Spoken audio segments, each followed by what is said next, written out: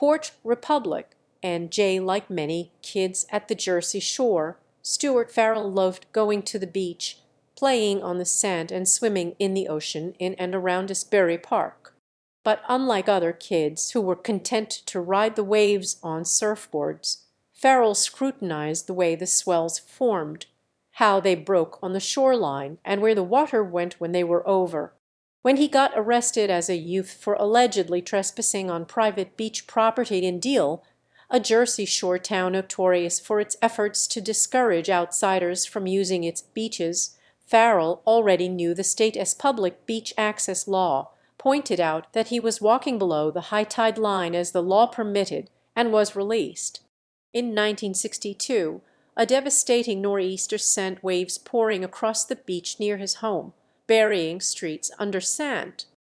I talked my mom into going for it across the sand on the road. Naturally, she got stuck, and was none too pleased with me. I managed to extract the car. The curiosity and a relentless drive to learn everything he could about the shoreline led to a half-century-long career as one of the nation's foremost experts on coastal science, particularly the ever-changing contours of beaches. Few people alive know more about the shifting sands of the shoreline than Farrell, 80, and his expertise has informed governments, property owners, students, and scientific peers. He was among the earliest coastal scientists to caution that while hard man-made barriers like rock walls and bulkheads may protect property behind them, they also wreck any beach in front of it by rapidly accelerating erosion until there is no sand left between the ocean and the barrier.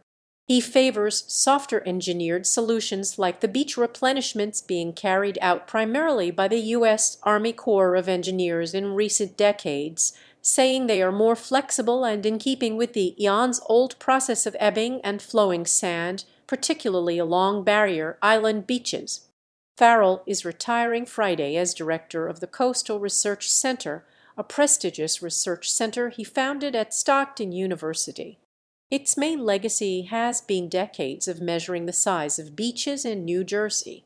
The resulting database chronicles the constantly changing face of the coastline and provides a foundation for future research and decisions regarding the shoreline.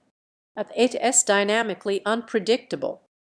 You can make a statement with any level of certainty that will last for more than a week or so, winds, tides. Farrell focused at an early age on a phenomenon that was just starting to come into clearer focus in the 1960s, rapid development near and on the coast all around the United States and its impact on beaches. In California, as people began pressing harder against the coast, they noticed that their shorelines were unstable for different reasons. It spread to the East Coast. Where I stepped in. He did a graduate thesis on coastal conditions in Old Orchard Beach, Maine, and was hired at Stockton in 1971.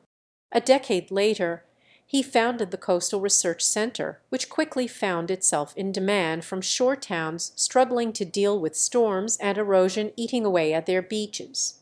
It started with work for the southern New Jersey borough of Avalon, which in 1981 was losing 20 feet, 6.1 meters of sand a week from a beach that had been 400 feet, 122 meters wide.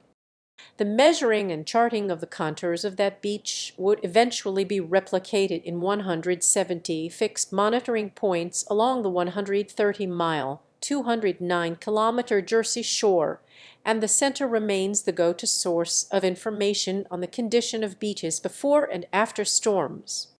No state needed a Stew Farrell more than New Jersey, said Orrin Pilkey, a groundbreaking coastal scientist at Duke University, whose books include Retreat from a Rising Sea and The Last Beach, Warning of Threats to America's Shorelines from Rampant Development.